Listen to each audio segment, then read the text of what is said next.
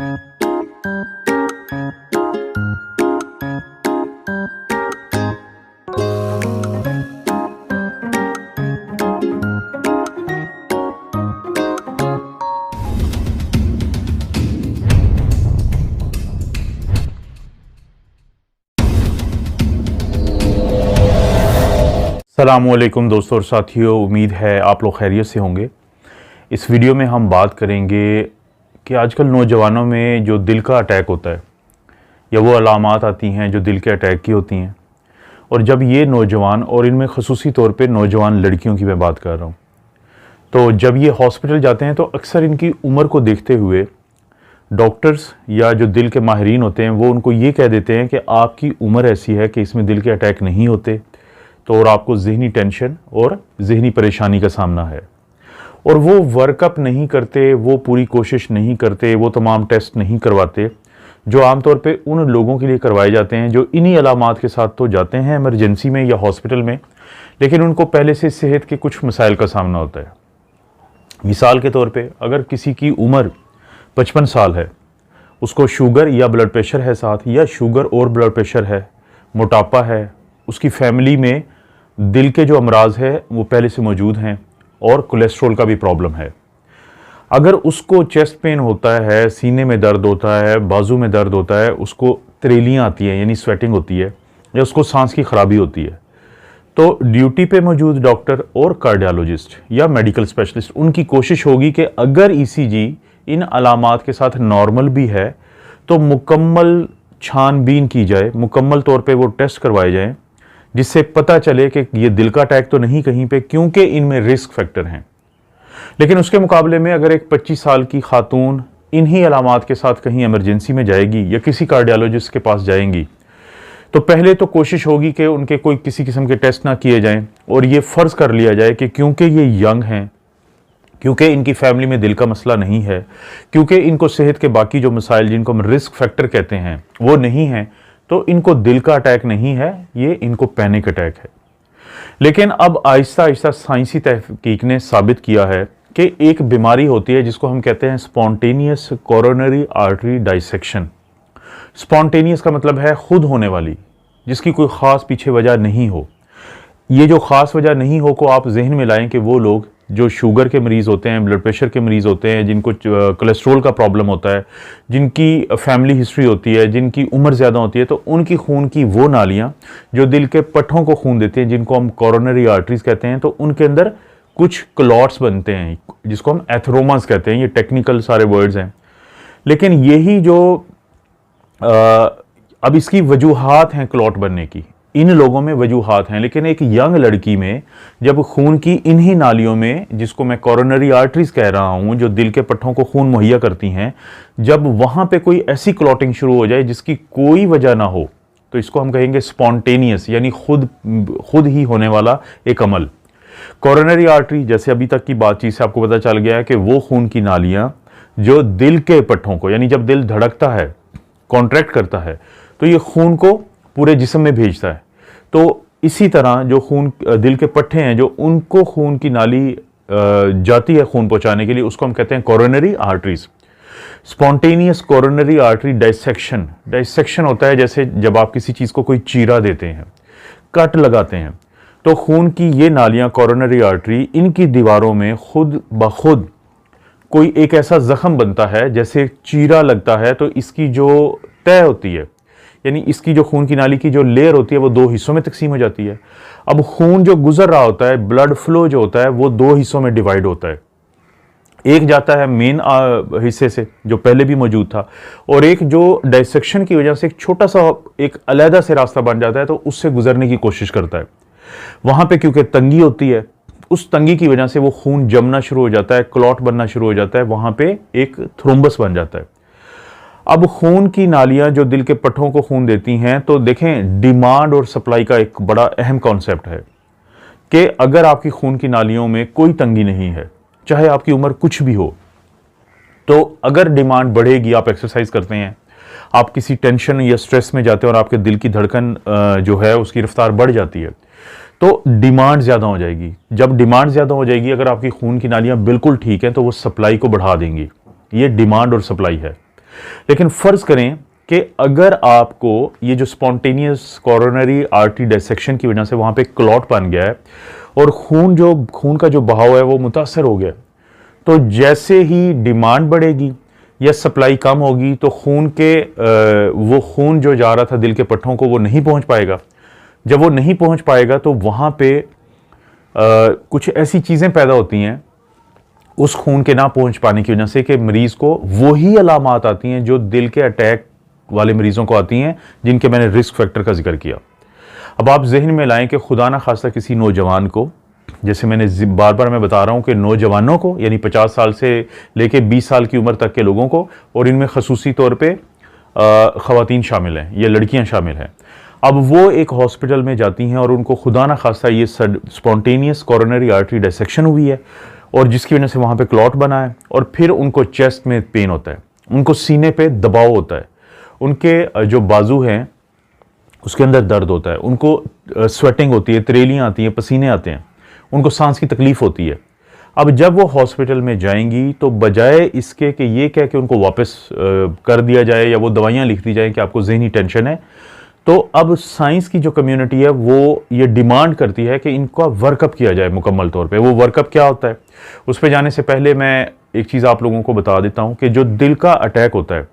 उसमें जो सीने में तकलीफ़ की अलामात होती हैं वो अक्सर ये मरीज़ बताएंगे आपको कि जैसे मेरे सीने पे दबाव है, जैसे मेरे सीने पे कोई बैठा है, जैसे मेरे सीने को कोई दबा रहा है। लेकिन आमतौर पे जो पट्ठों की दर्द होती है तो वो मोस्टली हम एक फिंगर साइन कहते हैं कि कोई बता देता है कि मुझे यहाँ पे दर्द है, लेकिन वो चुभन की शक्ल में है। तो खैर, जब ये मरीज़ एमरजेंसी में जाते हैं तो इनकी ECG होनी चाहिए, ताकि ECG में जैसे ही दिल के पट्टों को खून की सप्लाई नहीं पहुंचती है तो कुछ अलामात के अलावा कुछ दिल की जो पट्टी होती है, जो ECG है, उसके अंदर कुछ तब्दीलियां ज़ाहिर होती हैं। लेकिन फ़र्ज़ करें अगर वो तब्दीलियां ना भी ज़ाहिर हों तो अगला जो टेस्ट किया जा सकता है वो अलामात के आने के 4 से 6 घंटे के बाद दिल के एंजाइम हम चेक करवाते हैं, जिनको हम कहते हैं ट्रोपोनिन्स। ट्रोपोनिन आई होता है और ट्रोपोनिन टी होती है ये, लेकिन इसमें हम ट्रोपोनिन आई को ज़्यादा सुपीरियर समझते हैं, ज़्यादा उसको अहमियत देते हैं। कार्डियक एंजाइम अगर पॉजिटिव आ जाएं तो इसका मतलब ये होता है कि दिल के पट्ठों को भी नुकसान हो रहा है, और अगर नेगेटिव हों तो इसके बावजूद फिर भी मरीज़ को कोशिश की जाती है कि उसकी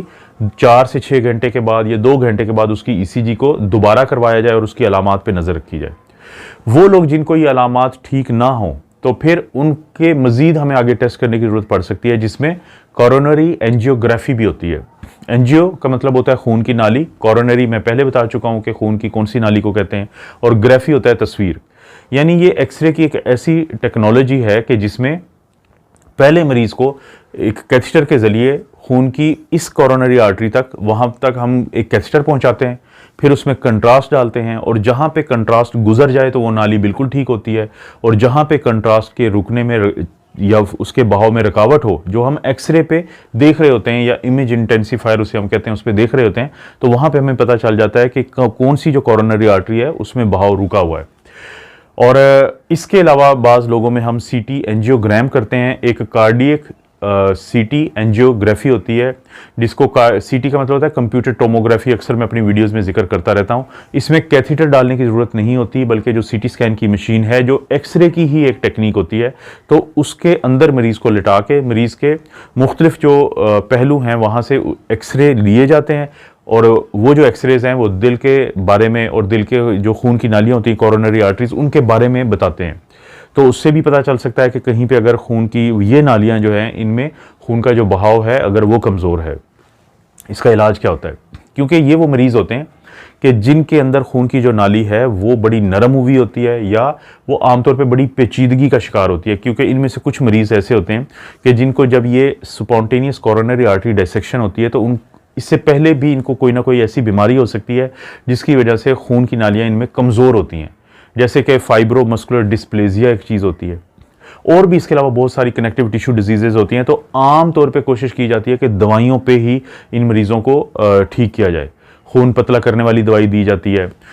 ये जो कोरोनरी आर्टरीज़ हैं इनको फैलाव करने वाली, इनको डायलेट करने वाली, ताकि सप्लाई बेहतर की जाए, डिमांड को मीट करने के लिए वो दवाई दी जाती है जिसको हम नाइट्रेट्स कहते हैं। इसके अलावा अगर कोई ब्लड प्रेशर इन मरीजों का उस वक्त ज़्यादा चल रहा हो या पहले से कोई ज़्यादा हो तो ब्लड प्रेशर को कम करने वाली दवाई दी जाती है। अगर कोई कोलेस्ट्रॉल का पहले से मसला निकल आए इन मरीजों में तो उसको कम करने वाली दवाई दी जाती है। तो कोशिश की जाती है कि दवाइयों से ही इसको ठीक किया जाए, क्योंकि इनकी जो खून की नालियाँ होती है वो आमतौर पर उनमें बहुत ज़्यादा उसका जो स्ट्रक्चर होता है वो उसके अंदर ऐसी तब्दीली होती है कि अगर कुछ और हम करने की कोशिश करें, जिसका आगे मैं अभी जिक्र करता हूँ, तो खुदा ना खास्ता आर्टरी को मजीद डैमेज हो सकता है।